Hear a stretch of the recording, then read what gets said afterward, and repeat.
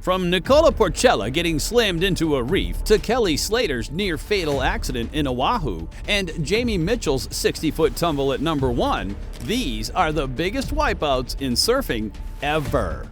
At number 20, we have Jay Moriarty's Iron Cross at Mavericks. 16-year-old Jay Moriarty crashed straight into superstardom with a nasty wipeout at Mavericks in the cold waters of Northern California. His tumble landed him on the cover of Surfer magazine, but even with his skills and guts, that day wasn't playing nice. Imagine free-falling from 35 feet up. Yeah, not exactly a walk in the park. He took a serious beating, hitting the water hard. Jay didn't waste a moment paddling furiously to come up for air, but just as he did that, another massive wave came crashing down on him. Talk about bad luck. Everything looking good, and then standing up, and it felt good, and then I looked down and I just see nothing underneath me.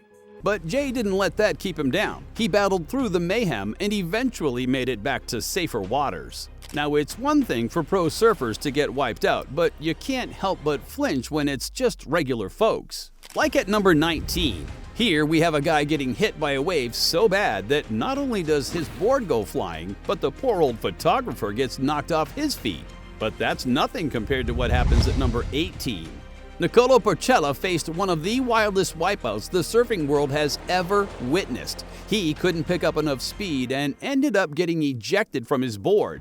But that was just the beginning. A monstrous wave grabbed him and threw him into a punishing spin, slamming him into the reef over and over.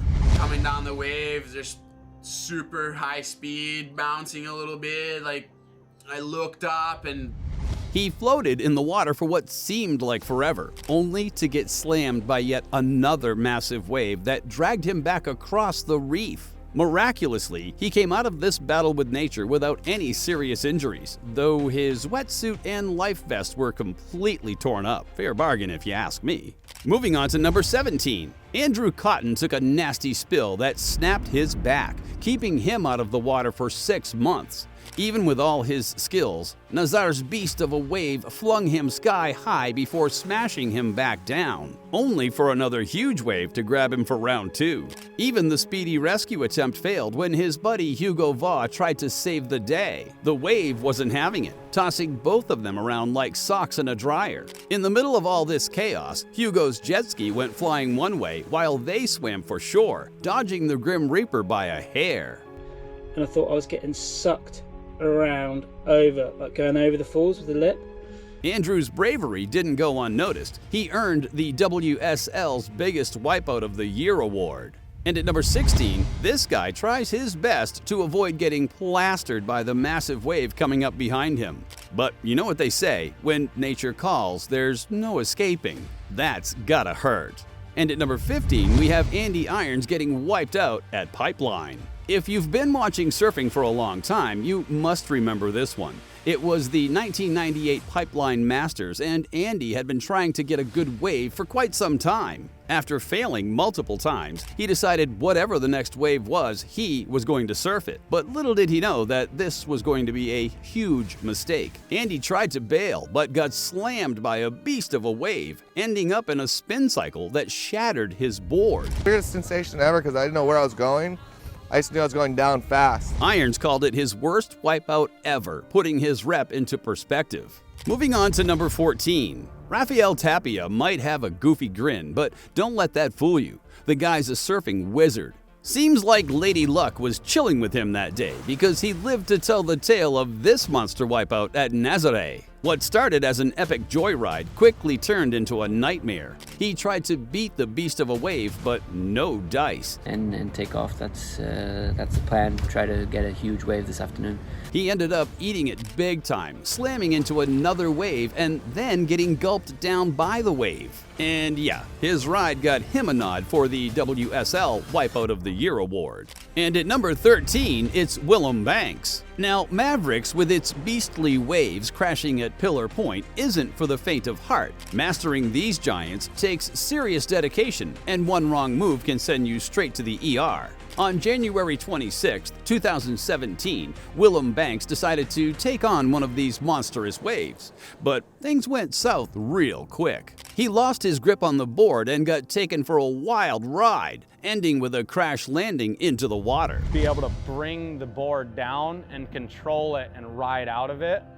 I guess this wipeout for Willem was just a little bit too much. He left his surfing days behind and is living a simpler life as a carpenter. But what's even worse than Mavericks?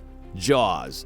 And number 14 proves that. Tom Doslin took a serious fall at Jaws. While gearing up to tackle a monster wave, a gust of wind blurred his vision and threw him off course. The wipeout looked something like a stunt gone wrong, like jumping off a building and taking a brutal hit. The track and playing a little faster, and it shot me just far enough forward. But somehow, just at the right moment, he pulled off a miracle move and got himself back to the surface despite the heavy slam. He walked away unscathed and was back on his board the next day.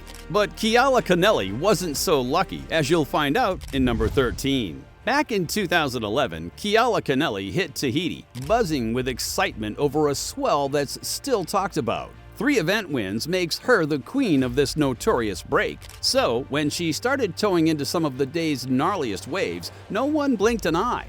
What did shock everyone was the gnarly injury she took to the right side of her face just a few days later. For internal stitches, but then like 30 or 40 stitches here on the big opening, and then I had some here, I had some by my mouth, and then I had a big crack in my... One day, when Chopes was doing its average thing, Kennelly dropped into a barrel she could probably navigate in her sleep. After nailing the drop and a slick bottom turn, she found herself in a decent-sized tube.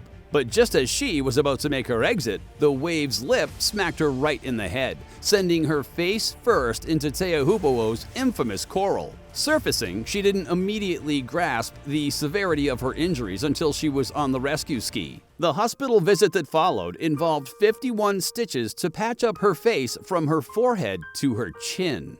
At number 12, we have Joel Parkinson's foot getting absolutely destroyed. Parco's practically part of the furniture at Snapper Rocks, especially when it comes to those sneaky behind-the-rocks takeoffs. But back in 2010, even he had an off day.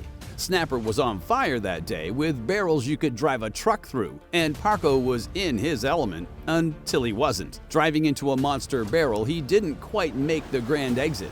He figures a rogue foam ball knocked him off his game, and next thing, his board introduced itself to his foot. Andy Irons happened to be in the water with him that day and helped him to the beach. The crowd probably wished they had skipped breakfast that morning because Parco's heel was hanging on by a thread. We're talking tendons and muscles sliced clean through. 6 weeks of rehab, a couple of rounds in a hyperbaric chamber, and Parco was finally starting to toe crawl, as he put it.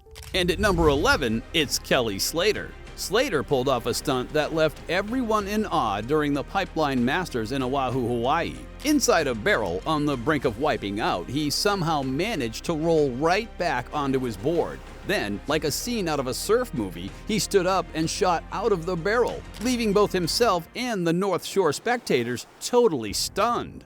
Moving on to number 10. On June 8, 2012, Mick Fanning threw caution to the wind and hit Cloudbreak. Decked out in just board shorts, he grabbed a board from Kayla Alexander, the Hawaiian big wave guru, and paddled out like it was no big deal. But little did he know, he was about to be involved in one of the biggest wipeouts of his career. I have more energy these days. I feel like I'm a lot more carefree and I'm enjoying surfing a lot more. And at number 9, we have Mark Healey. Porto Escondido packs one of the meanest left-hand barrels on the planet, but Mark Healey knows his way around this beast like no one else. In mid-2015, he scored some of his best waves ever during a massive swell. And then there was that moment. Gets out of the water, you get pulled back down, or you get pulled sideways, and you're trying to sip little breaths of air without actually taking in foam. Imagine staring down a 30-foot monster that's about to slam shut. Yeah, not exactly welcoming. Watching it, you'd think I've just seen a man's last moment. But we're not talking about just any guy here. Healey, the man who laughs in the face of danger, shrugged off what would have been a nightmare for mere mortals. He popped back up, paddled out, and rode another giant. Now that's what legends are made of. Moving on to number 8. On a fateful Sunday, December 6th, American surfer Evan Gieselman faced a terrifying moment at Pipeline, wiping out and getting knocked unconscious. In a stroke of luck and bravery, world champion bodyboarder Andre Botha played the hero, pulling him to safety. Thanks to Botha's quick action, Gieselman lived to tell the tale. That point, and basically his feet were like his head was down and his feet were up, so I had to get him and the waves were hitting. Next up, we have Aaron Gold's wipeout at number 7. When Hawaiian big wave surfer Aaron Gold got caught by a wave, it was far from your typical wipeout. It was life-threatening. He got held under by 3 consecutive waves, surfacing unconscious. Man, you don't even realize I've been sucking face with you this last 5 minutes. His rescue came from jet ski driver Yuri Jurer, who was flying solo. Yuri didn't hesitate to dive into the danger zone, not once, but twice to haul him onto his sled. Huge props to Yuri and everyone who played a part in this dramatic rescue. And at number 6, it's Emmy Eriksson's Peahi face skip. The first ever women's heat at the Peahi Challenge in 2016 was nothing short of epic. With Jaws throwing out 15 to 20-foot waves and the wind howling, it was a true test of mettle. Out of the 6 finalists, 3 couldn't make it to the finals because of injuries from wipeouts. Emmy Eriksson's wipeout was the most brutal of them all. Charging a monster wave, she got lifted by the wind, tossed from the lip, and ended up skipping down the wave's massive face like a stone across water, without ever breaking through. That wipeout earned her massive respect, but it came with a hefty price tag: 9 months of dry dock with a wrecked knee. To add insult to injury, her wipeout somehow didn't qualify for a big Wave Awards entry. Talk about a tough break. Speaking of tough breaks though, let's move on to number 5. This guy clearly didn't want to be part of what was coming next, so he just jumped off his board. That's one way to avoid your problems. And at number 4, we have another guy who should have jumped off when he had the chance. But that's nothing compared to what happens at number 3. Everything was going fine for this surfer until a massive wave came up from behind and completely turned him inside out. And at number 2, we have this. I mean, what even is there to say except ouch? But nothing comes close to the wipeout at number 1. Jamie Mitchell seemed to be doing everything right, but somehow still ended up falling from 60 feet up in the sky.